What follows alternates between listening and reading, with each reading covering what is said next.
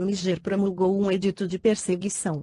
Autoridades inescrupulosas, depois de senhorearem o patrimônio de todos os cidadãos contrários à política dominante, realizaram tremenda carnificina de cristãos, dentro da cidade de Leão e nas localidades vizinhas.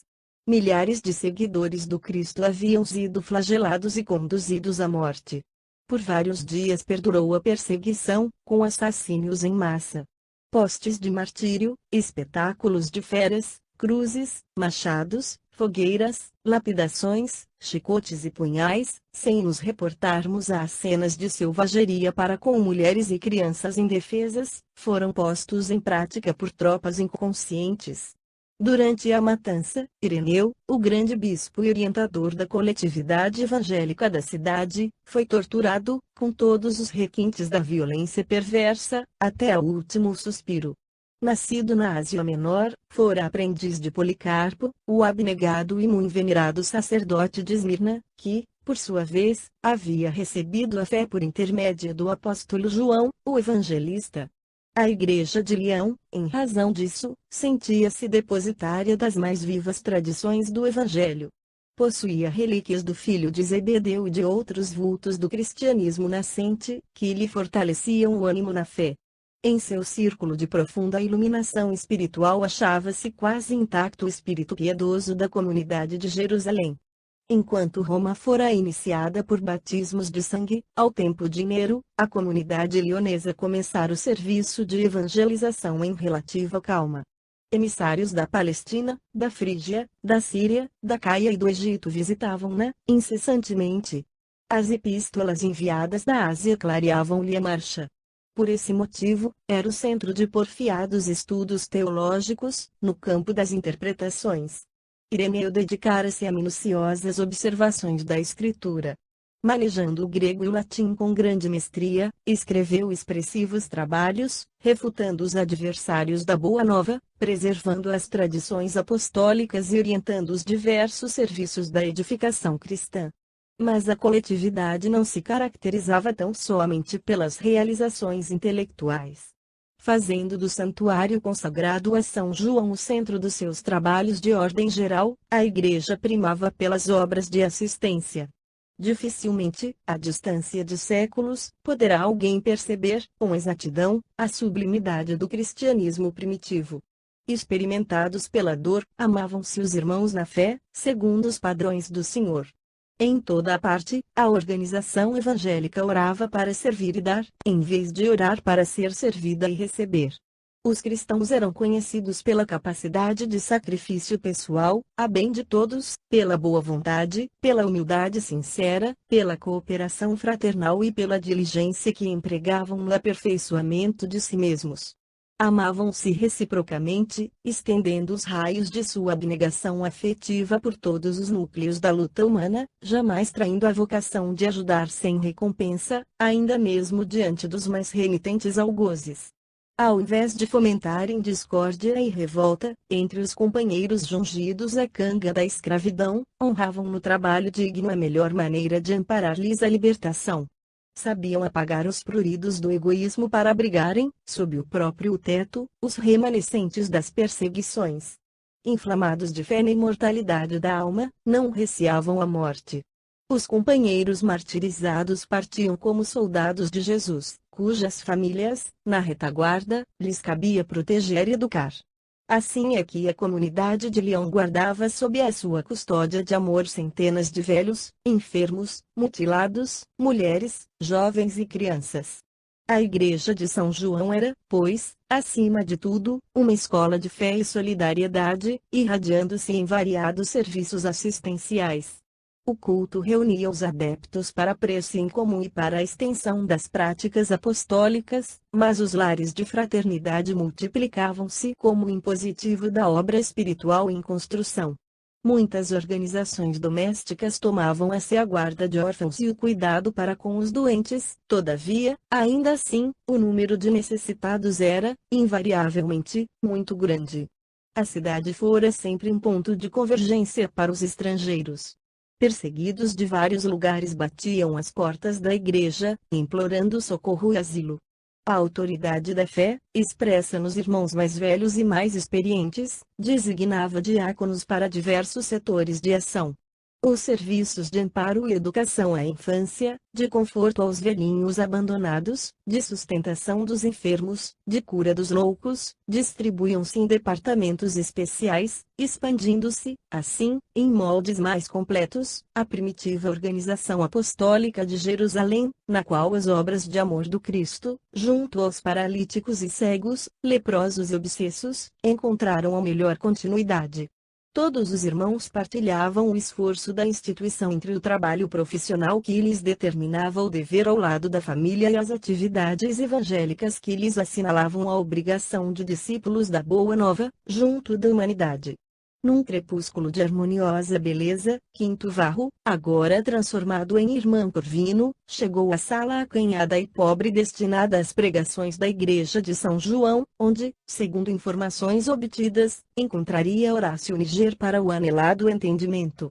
Num ângulo do recinto, um velho de longas barbas encanecidas, de rosto avelado e nobre, ouvia a jovem senhora de amargurado semblante. Levantou-se, atencioso, para receber o recém-chegado, fê-lo sentar-se ao lado dele, no banco de pedra, e continuou a conversar com a dama, em tom paternal.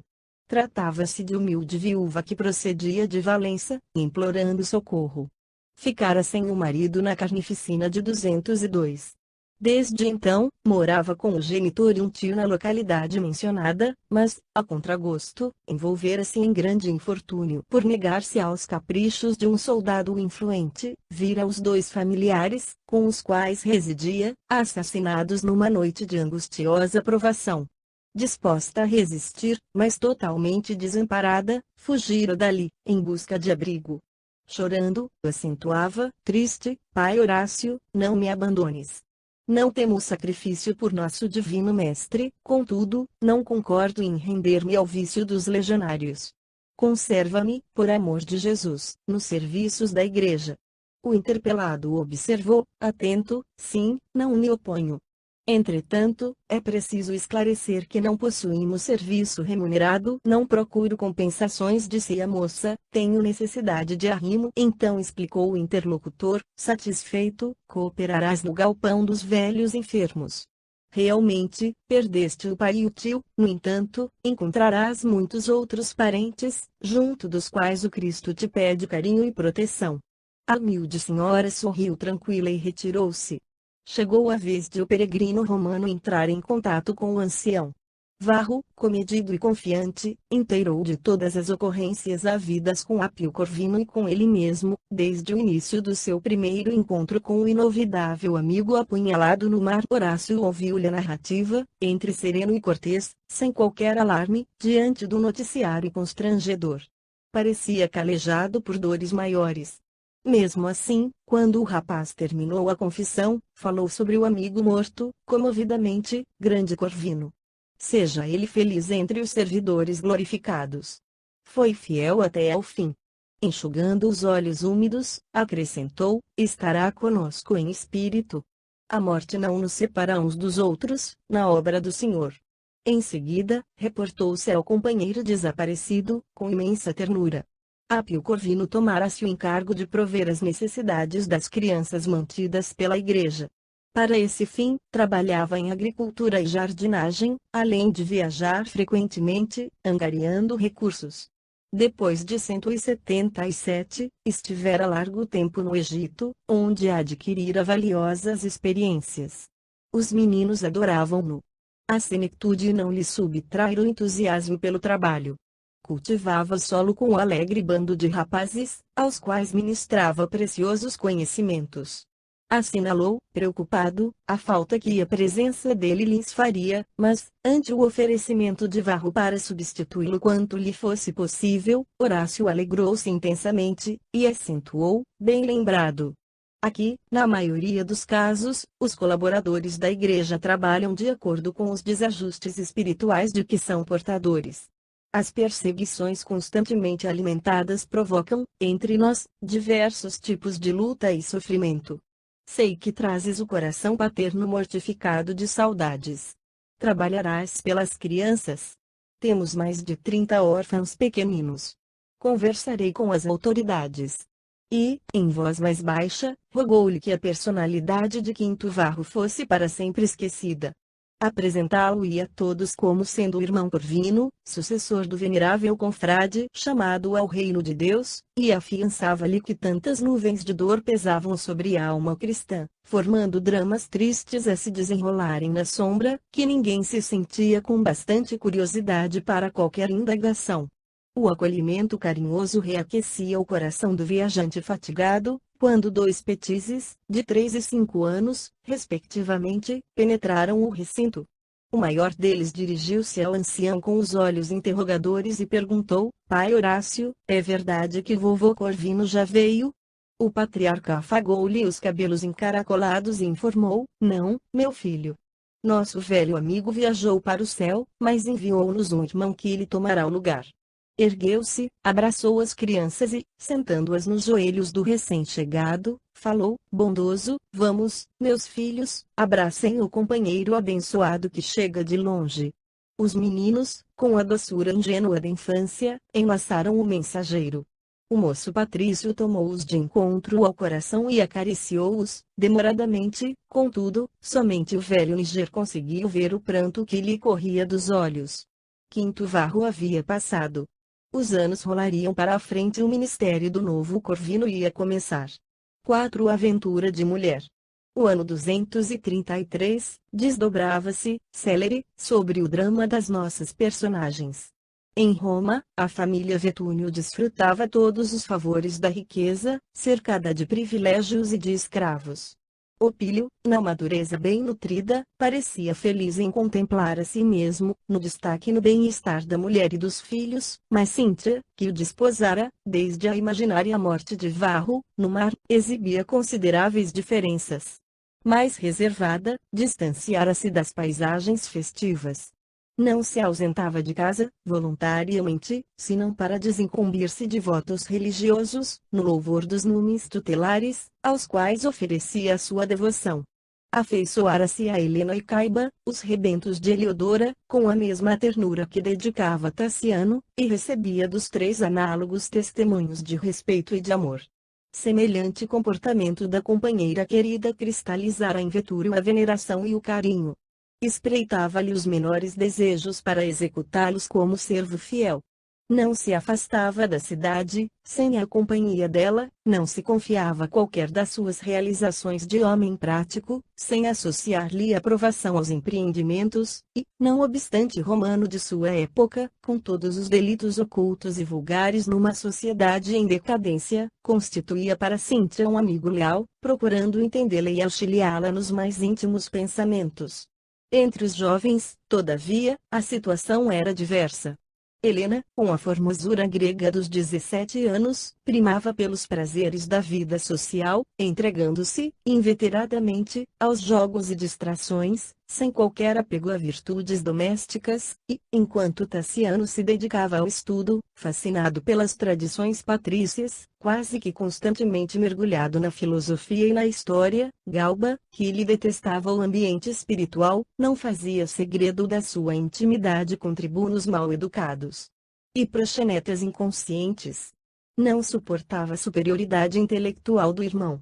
Turbulento, rixoso, alterava-se por nugas, perdendo noites de sono, em companhia de criaturas menos dignas, apesar do esforço paternal para trazê-lo à respeitabilidade.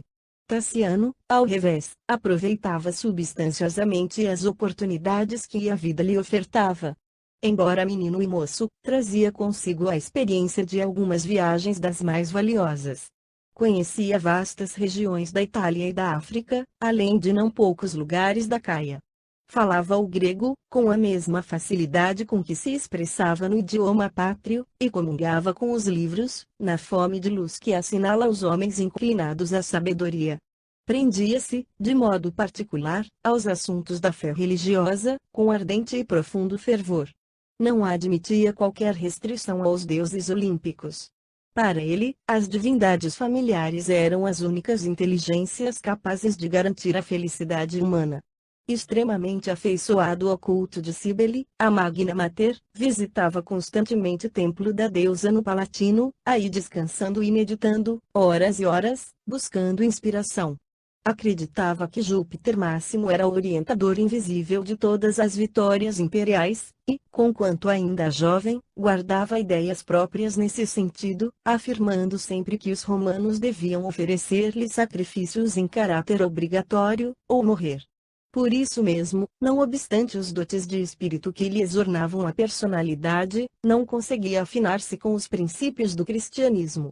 O Evangelho, examinado por ele, diz Cantilhão, em conversa com Vetúrio ou com rapazes de sua idade, parecia-lhe um amontoado de ensinamentos incompreensíveis, destinados a sombrear o mundo, caso vencessem na esfera da filosofia e da religião. Perguntava a si mesmo por que motivo tantos homens e tantas mulheres caminhavam para o martírio, como se a vida não fosse uma dádiva dos deuses, digna de espalhar aventura entre os mortais, e confrontava Apolo, o inspirador da fecundidade e da beleza, com Jesus Cristo, o crucificado, admitindo no movimento cristão simples loucura coletiva que o poder governamental devia coibir. Poderia um patrício, pensava ele, amar um escravo como se fosse a si mesmo? Seria justo perdoar aos inimigos, com pleno ouvido da ofensa? Seria aconselhável dar sem retribuição? Como conciliar a fraternidade geral com a defesa da elite? Um magistrado romano poderia ombrear com um africano analfabeto e categorizá-lo à conta de irmão? Por que processos rogar o favor celeste para os adversários? Como aceitar um programa de bondade para com todos, quando os maus se multiplicavam, em toda a parte, exigindo as repressões da justiça? A própria natureza não constituía, por si, um campo de batalha perene, em que as ovelhas eram ovelhas e os lobos não passavam de lobos. De que modo aguardar vitórias sociais e políticas, sob a orientação de um Salvador que expirara na cruz? Os destinos da pátria estavam presididos por gênios tutelares, que lhe conferiam a púrpura do poder. Por que desprezá-los em troca dos loucos que morriam, miseravelmente, nas prisões e nos circos? Em muitas ocasiões, enquanto Cíntia admirava a conversação brilhante do filho, Vetúlio ponderava a diferença que separava os dois rapazes, criados sob os mesmos princípios e tão distanciados moralmente um do outro, lastimando a condição de inferioridade em que se colocava Galba, o filho de sua esperança. Num dia quente, ao crepúsculo, vamos encontrar nossos conhecidos num amplo terraço, em cordial aproximação.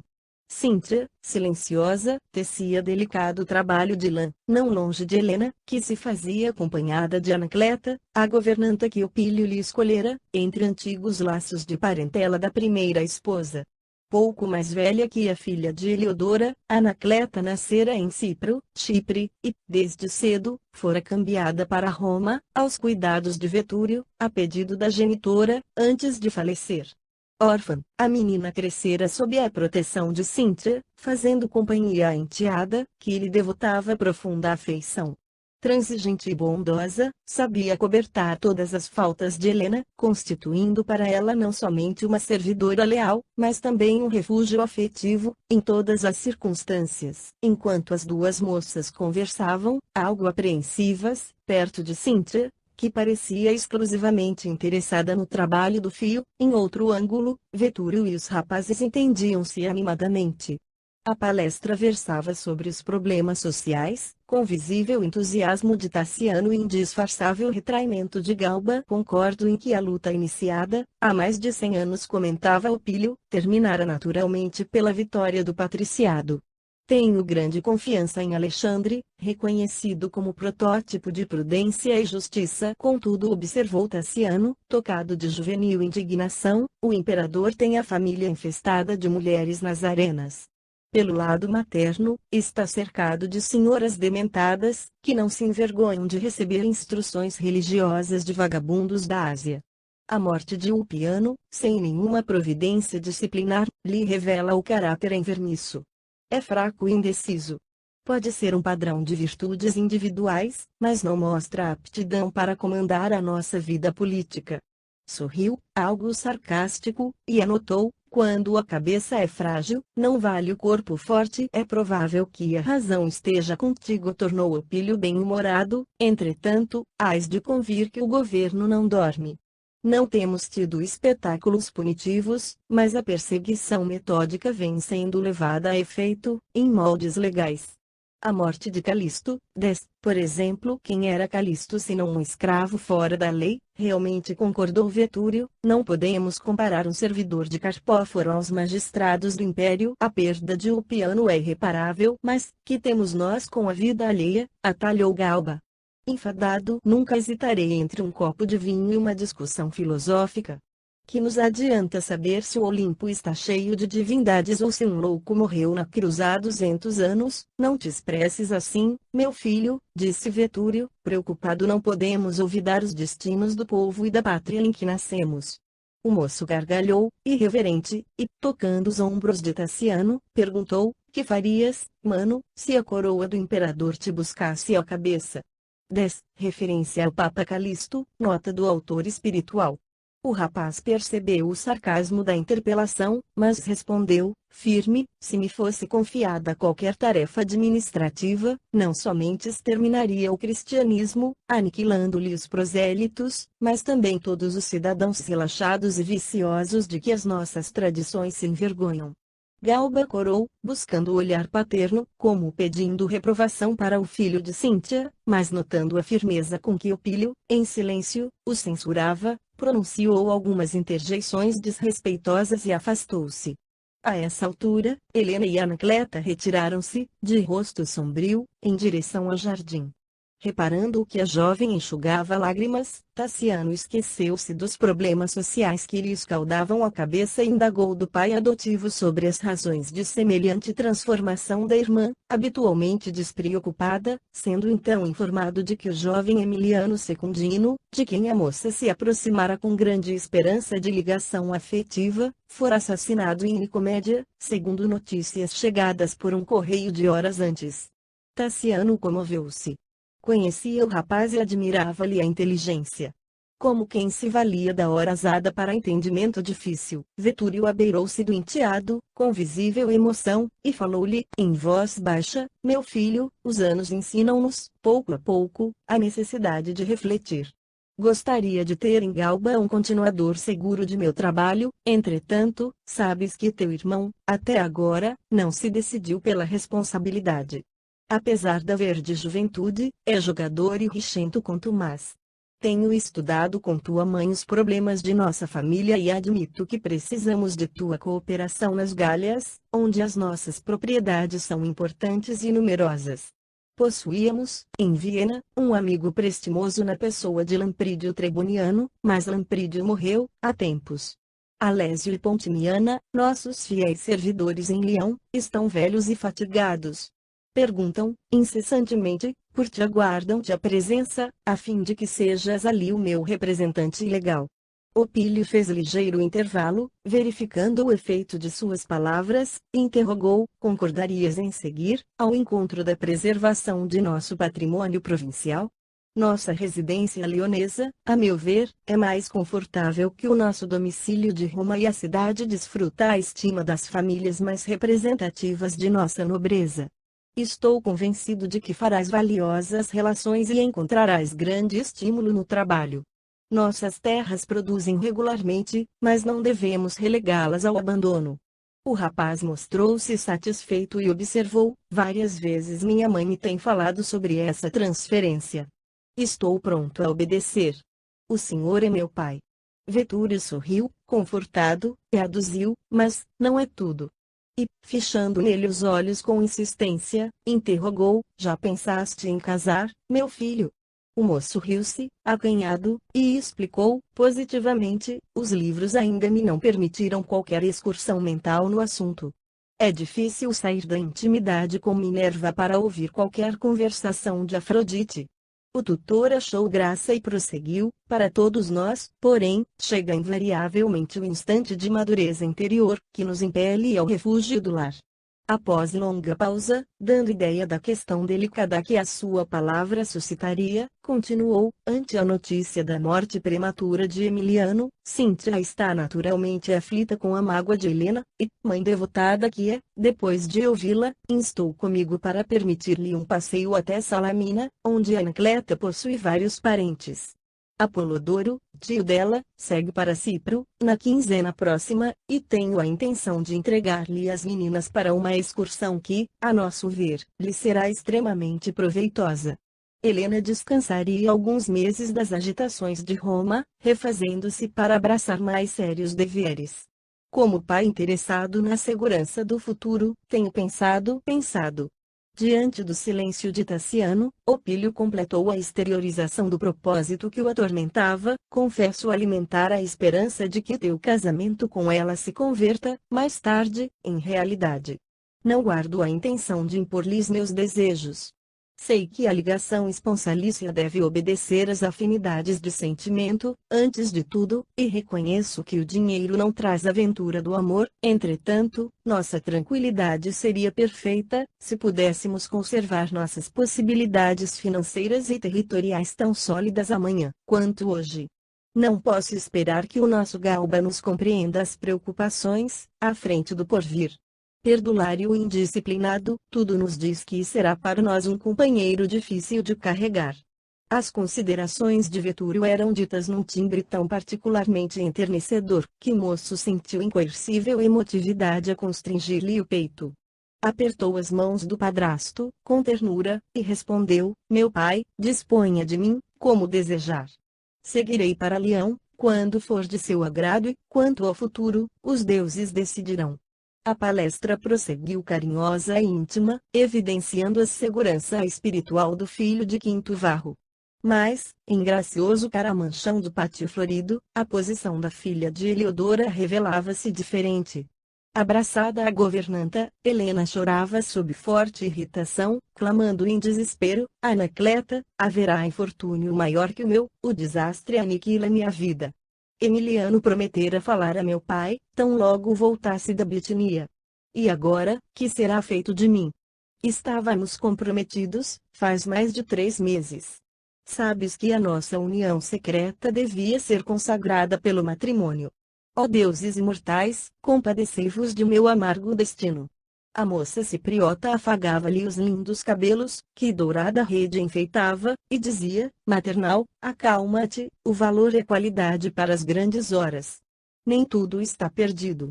Já nos entendemos com tua mãe, acerca das tuas necessidades de medicação e repouso.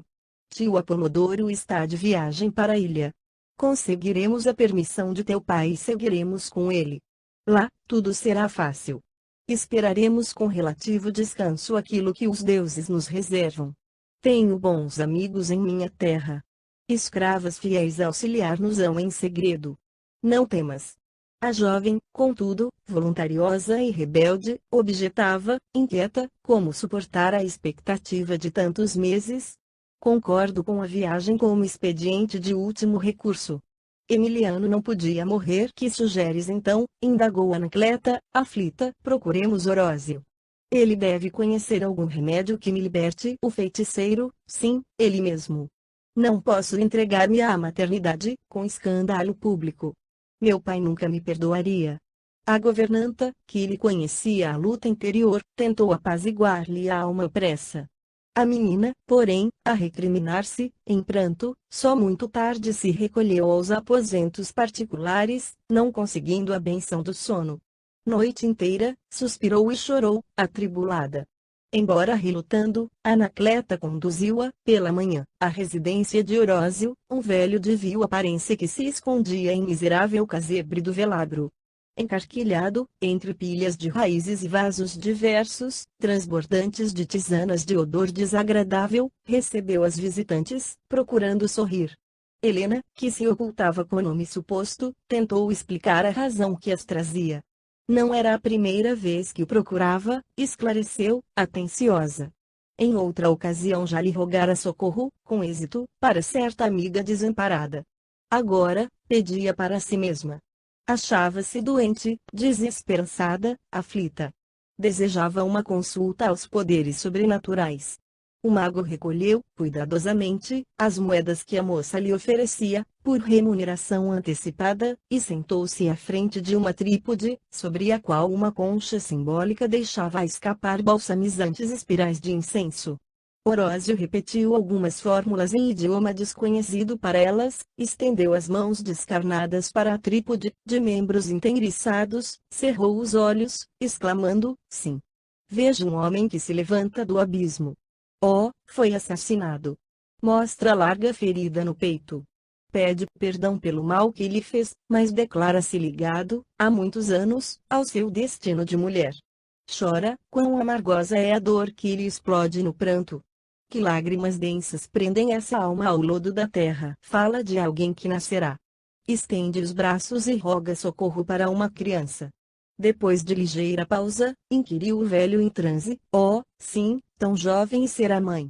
Por todas as bênçãos que descem das divindades, ele suplica de joelhos para que a senhora lhe poupe mais uma dor.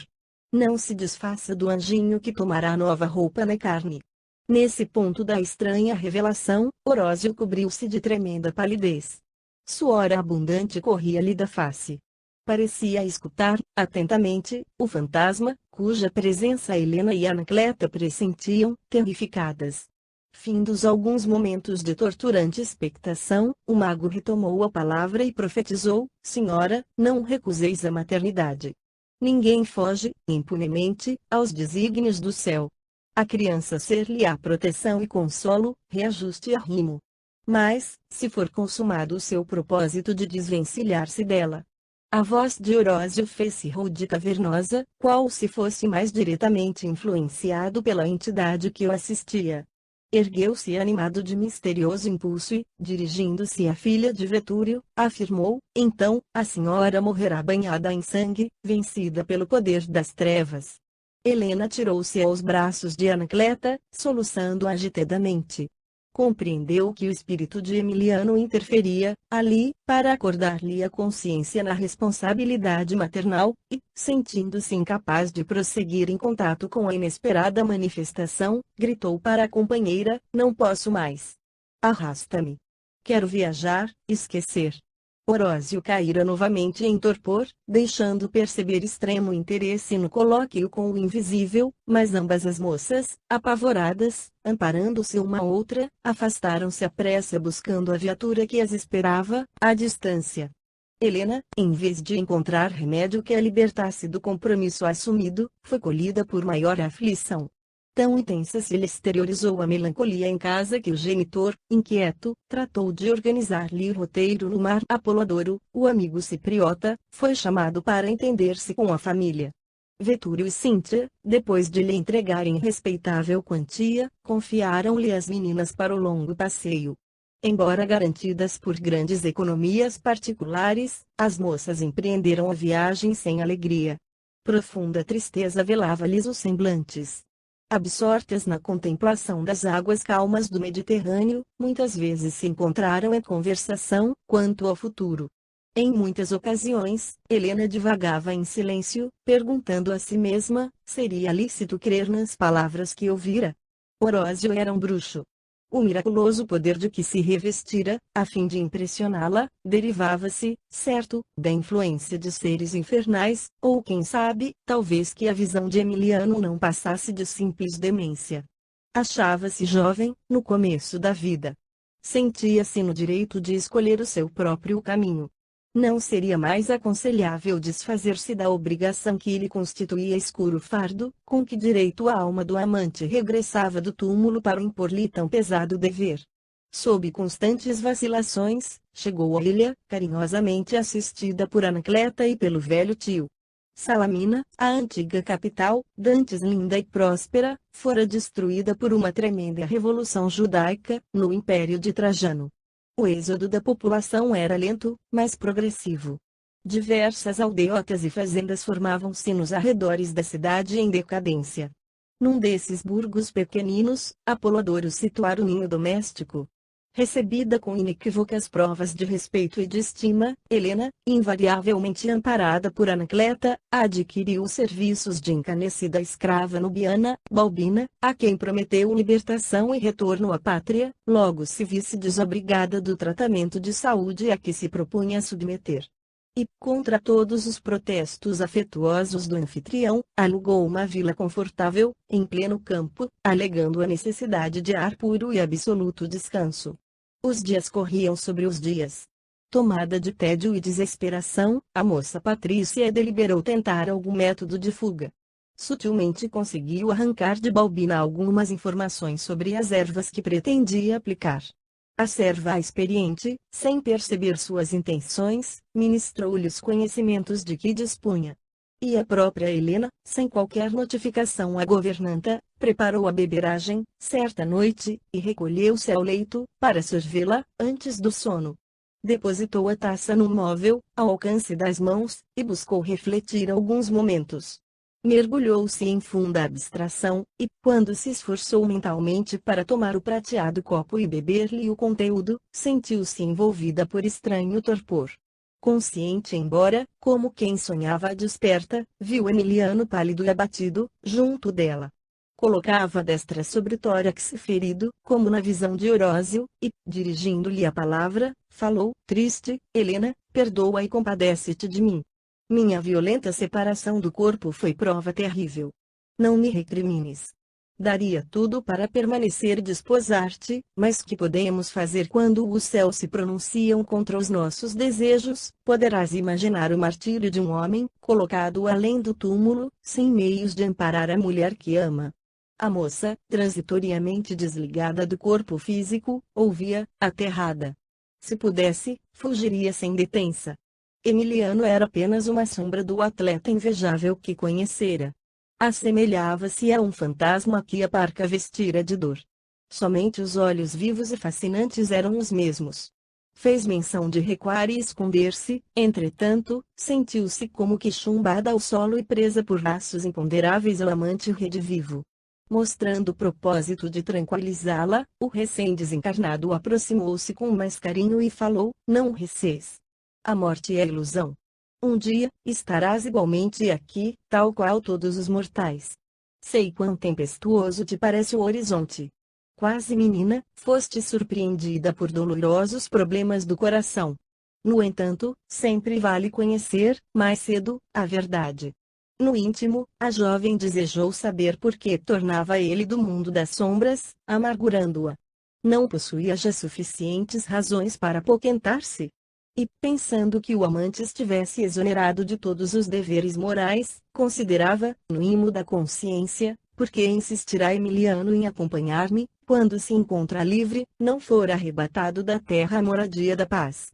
Deixando transparecer que lhe percebia as palavras inarticuladas, o inesperado visitante respondeu: não creia seja o sepulcro uma passagem direta para o domicílio dos deuses. Vivemos longe da luz quando não cogitamos de acendê-la no próprio coração. Além da carne, em que nossa alma se agita, somos defrontados por nós mesmos. Os pensamentos que alimentamos são teias escuras que nos prendem à sombra ou às sendas de sublime esplendor, impelindo-nos para frente. Aqueles que deixamos para trás retardam nosso passo ou favorecem-nos o avanço, conforme os sentimentos que a nossa memória lhes inspira. Não suponhas haja impunidade nos tribunais da justiça divina. Recebemos invariavelmente, segundo as nossas obras. Nesse ponto da singular entrevista, Helena recordou-se mais nitidamente do enigma que a dilacerava. Acaso Secundino voltava do sepulcro para lembrar-lhe as obrigações de que pretendia desvencilhar-se? Súbita aflição assomou-lhe a alma inquieta. Como alijar o fardo de angústia? Reconhecia-se entre o espírito de Emiliano, a relembrar-lhe uma felicidade que não mais lhe sorriria na terra, e uma criança intrusa a ameaçar-lhe a existência. No fundo, queria ser mãe e desenvolver no próprio coração os potenciais de ternura que lhe explodiam no peito, mas não nas circunstâncias em que se achava. Jamais sentira tão grande flagelação moral. Lágrimas ardentes escaldavam-lhe os olhos. Ajoelhou-se, desesperada, e gritou: como me pedes compaixão, se sou mais desventurada? Compreenderás, porventura, o tormento da mulher sob o grilhão de compromissos que lhe deslustram a dignidade pessoal. Sabes o que significa esperar um acontecimento desonroso, sem o braço que nos prometeu segurança e carinho? Ah, os mortos não conseguem penetrar o infortúnio dos vivos, porque, se assim não fora, me levarias também. A convivência dos seres infernais deve ser mais benigna que o contato dos homens cruéis. O desfigurado mensageiro acariciou-lhe a cabeleira sedosa e observou: não blasfemes. Venho para rogar-te valor. Não desprezes a coroa da maternidade. Se aceitares a prova difícil, com submissão aos divinos desígnios, não nos separaremos. Juntos, em espírito, prosseguiremos em busca da alegria imortal. Suporta, com serenidade, os golpes do destino que hoje nos fere. Não menoscabes o rebento do nosso amor. Às vezes, nos braços tenros de uma criança, encontramos a força que nos regenera e nos salva. Não recuses, pois, a determinação dos céus. Guarda contigo a flor que desabrocha entre nós. O perfume de suas pétalas alimentar-nos-á a comunhão. E um dia reunir-nos-emos, de novo, nas esferas da beleza e da luz. A jovem tentou prolongar o entendimento daquela hora inesquecível, contudo, talvez porque expandisse a sensibilidade em desequilíbrio, a figura de Emiliano como que se fundia em névoa esbranquiçada, afastando-se. Chamava-o, em alta voz, mas debalde. Acordou a gesticular, no leito, bradando, desvairada: Emiliano! Emiliano! Um dos braços agitados derrubou, involuntariamente, a taça próxima, entornando-lhe o conteúdo. Perdera-se a criminosa tisana. Helena enxugou o pranto copioso e, porque não mais pudesse conciliar o sono, levantou-se e procurou o ar fresco da madrugada num terraço vizinho. A visão do firmamento estrelado como que lhe suavizou o tormento íntimo e as veludosas virações que vinham do mar secaram-lhe os olhos úmidos, acalmando-lhe o coração. Mais reservada e mais abatida, esperou resignada a obra do tempo. Anacleta, leal e amiga, obteve indiretamente, em conversações reiteradas e supostamente sem importância, com Balbina, todos os informes imprescindíveis assistência que devia prestar-lhe. Depois de longas semanas, em que se manteve acamada, a moça Patrícia deu à luz uma pequenina, assistida exclusivamente por Anacleta, que se desvelou pela tutelada na posição de verdadeira mãe. Helena contemplou a filhinha, com insopitáveis conflitos no coração. Não sabia se a odiava com violência ou se lhe queria com ternura. A governanta fê-la notar a coincidência de a menina ver herdado certo sinal materno, uma grande mancha negra no ombro esquerdo. Vestindo-a, carinhosamente, observou: isso a tornará reconhecível em qualquer ocasião. Não obstante fatigada, Helena respondeu resoluta: não pretendo reencontrá-la. Entretanto, conjeturou a amiga, o tempo corre atrás do tempo. Um dia, será talvez possível a reaproximação. Custa-me pensar que nos desvencilharemos de uma bonequinha como esta. Não surgirá um meio. Helena, contudo, atalhou, firme: ela deve desaparecer. É uma filha que não pedi e que não me cabia esperar. Anacleta, desapontada, conchegou-a, de encontro ao coração, envolveu-a em panos de lã e, em seguida, apresentou ao angustiado olhar materno, acrescentando: é tua. Dá-lhe alguma lembrança. Pobre avezinha. Como se portará na ventania?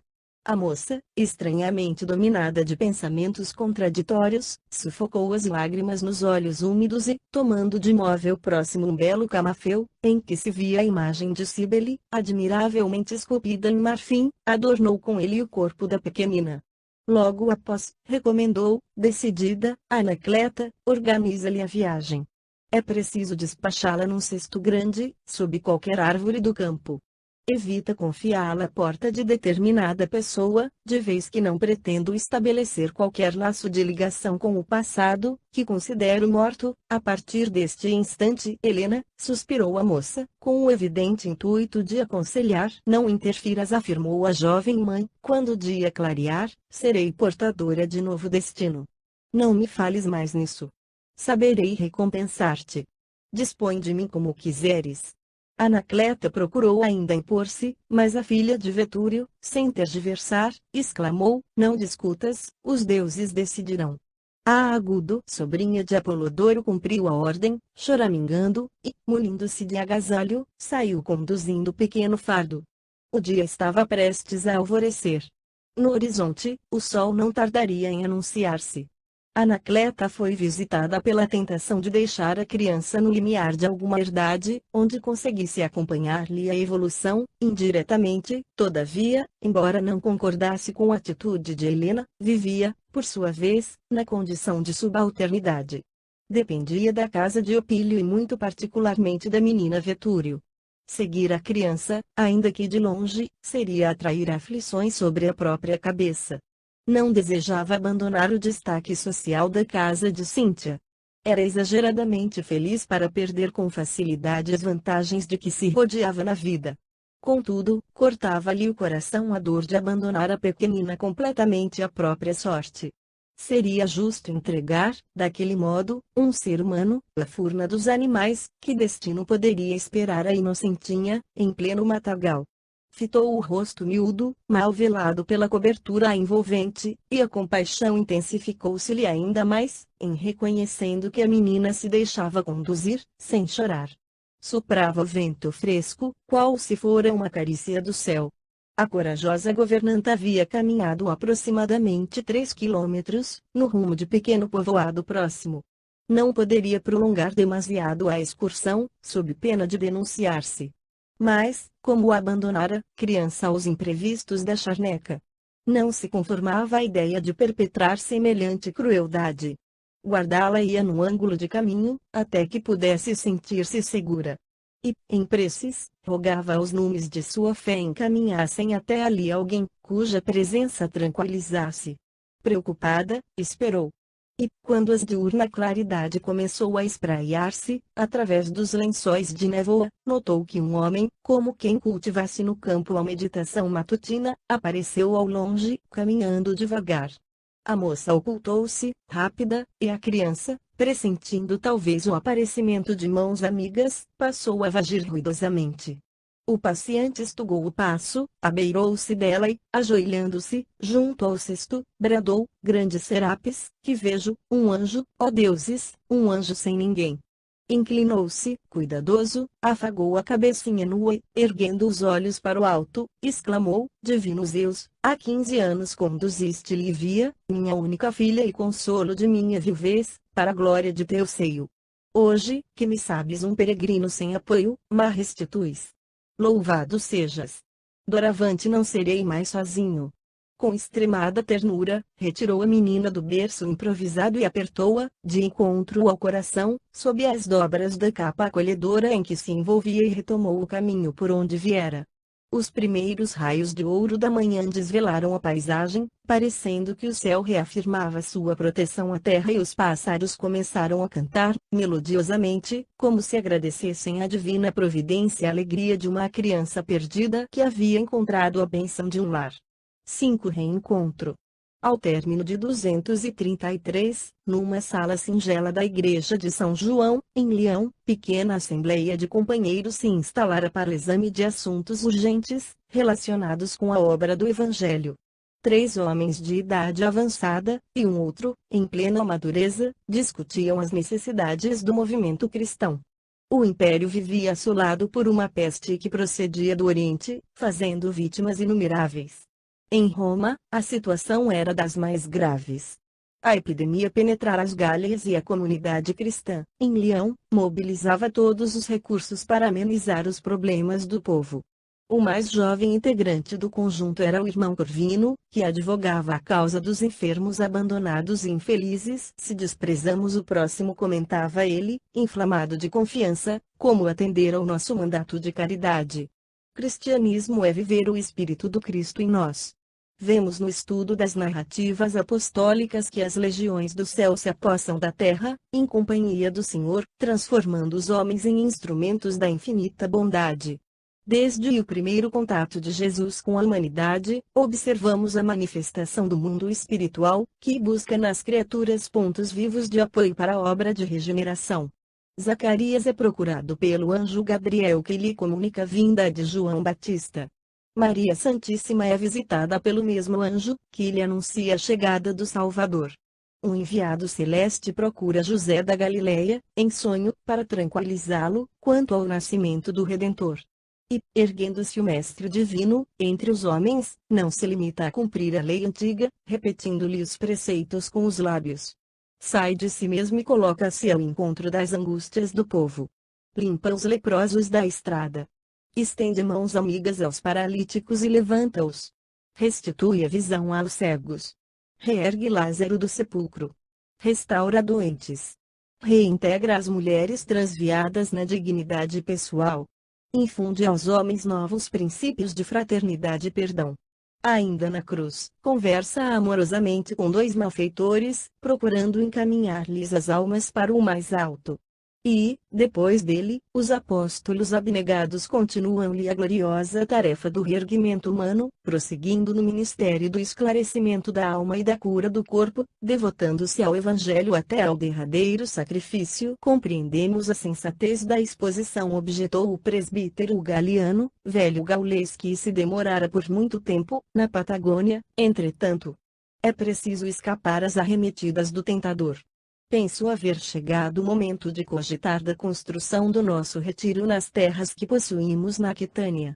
Não podemos atingir o céu sem a centralização de nossa alma na prece. Como conseguiremos, porém, ajudar a humanidade, simplesmente orando? Ajuntou Corvino, seguro de si. Temos companheiros admiráveis estacionados no deserto.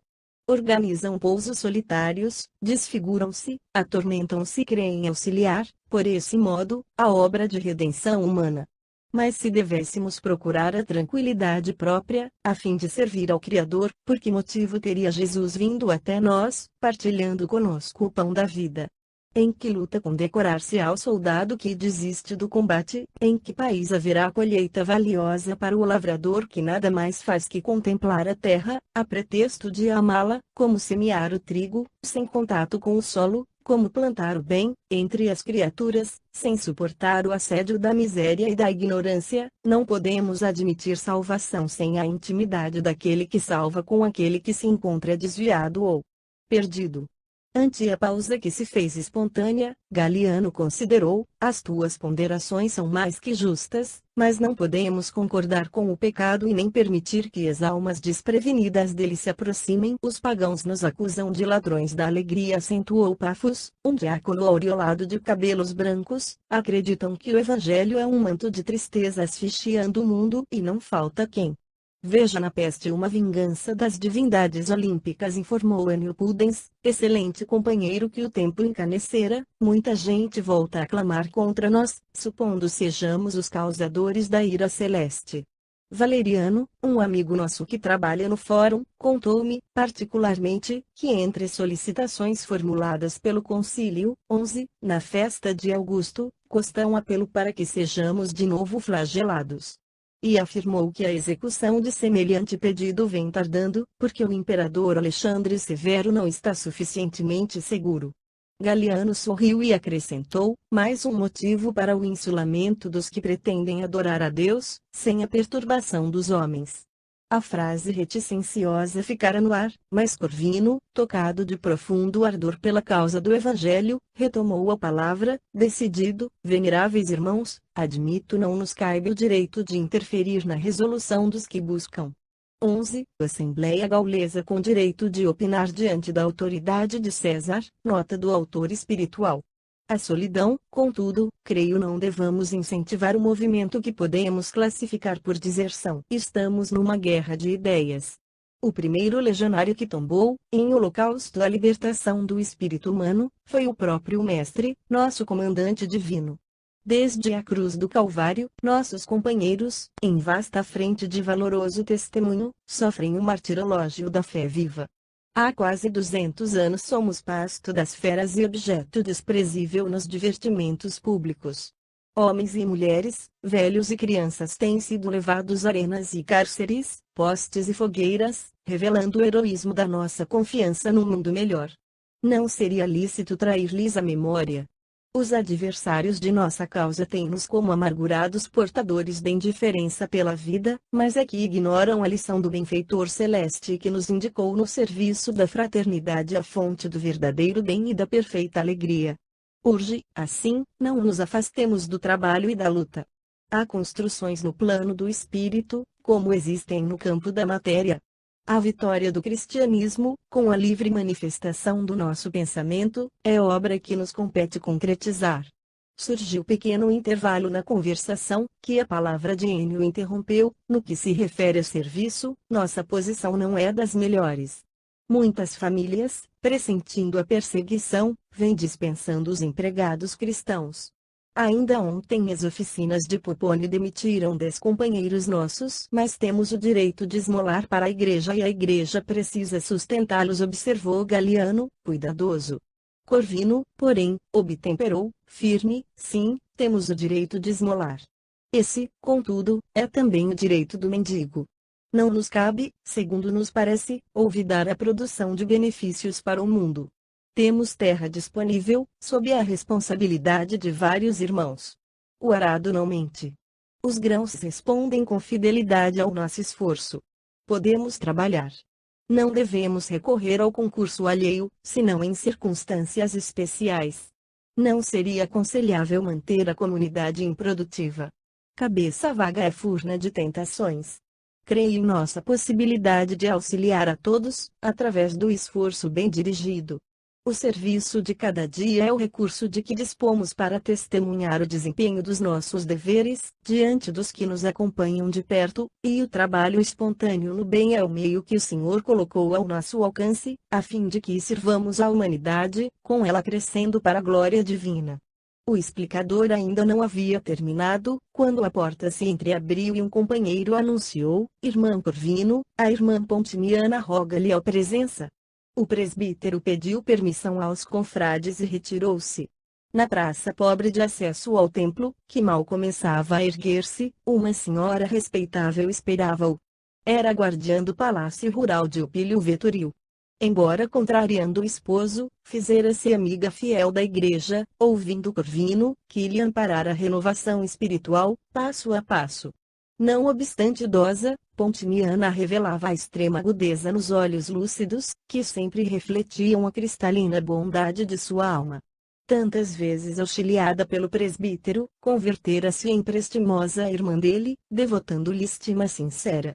Sorridente, saudou e foi logo informando: Tassiano, o menino agora rapaz que o senhor conheceu em Roma, chegou hoje. Tratando-se de alguém cujo destino sempre lhe interessou, vim trazer-lhe a notícia. O semblante do religioso cobriu-se de extrema palidez. Enfim, reveria um filho bem-amado. Quase 20 anos haviam decorrido. Constantemente, procurava-o no rosto dos órfãos e achara-lhe o carinho no peito das crianças silar que o buscavam, trêmulas de frio. Em todas as preces ao Senhor, lembrava-lhe o nome, no imo d'alma. Consoante as lições do apóstolo que lhe consolidara a fé, consagrara-se ao trabalho da terra. Distanciara-se dos conhecimentos náuticos, renunciara à vocação do comando, amaciara a voz e aprendera a obedecer. Tomando o velho Corvino por padrão renovador, dividia a existência entre o santuário e o serviço comum. Não se tornara famoso, em Leão, simplesmente pela abnegação com que se dedicava aos enfermos, curando-os e reanimando-os através da oração, mas também pela arraigada ternura com que se empenhava na proteção à infância. Habitava numa propriedade da igreja com 30 meninos, aos quais servia de mentor e de pai, seguido, de perto, pela cooperação de 2 velhinhas. Quinto Varro, convertido em presbítero, encontrara nos pequeninos o alimento espiritual da alma saudosa. Apesar da prevenção reinante contra a igreja, a cidade respeitava-o. Os pobres e os infelizes rendiam-lhe rasgado preito de amor. Mas não era somente grande no apostolado da fé. Agigantara-se em humildade, fazendo-se o jardineiro-chefe de 5 residências patrícias. Orientava os escravos com tanta mestria no preparo do solo e na educação das plantas, que conquistara, não apenas significativo salário, mas também admiração e preferência. A casa senhorial de Vetura incluía-se entre as mansões aristocráticas cuidadas por ele. Captara a confiança dos mordomos e a estima dos servos. Era na extensa propriedade um cooperador e um amigo. No fundo, Varro sabia que esse era o único recurso de rever Tassiano e oferecer-lhe os braços paternais. Desvelara-se, por isso, na formação do parque, no meio do qual se levantava a casa de Opílio. Nenhum jardim, em Leão, se lhe igualava em beleza. Informado por Alésio e Pontimiana, que algumas vezes visitavam Roma, de que o filho era apaixonado por rosas rubras, com elas desenhou vastos canteiros, dando-lhes a figura especial de um coração, marginado de flores, em cujo centro acolhedores bancos de mármore, entre repuxos amenos, convidavam à meditação e ao repouso. Trabalhara muito durante os 17 anos que o distanciavam do lar, a fim de merecer o contentamento daquela hora. Fizera-se mais experiente, mais esclarecido. Mantivera longo contato com os mestres do pensamento, em várias línguas. Sobrenadara a corrente de aflições do próprio destino e procurara vencer todos os percalços para comparecer, ainda que para sempre anônimo e irreconhecível, diante do filho incessantemente lembrado,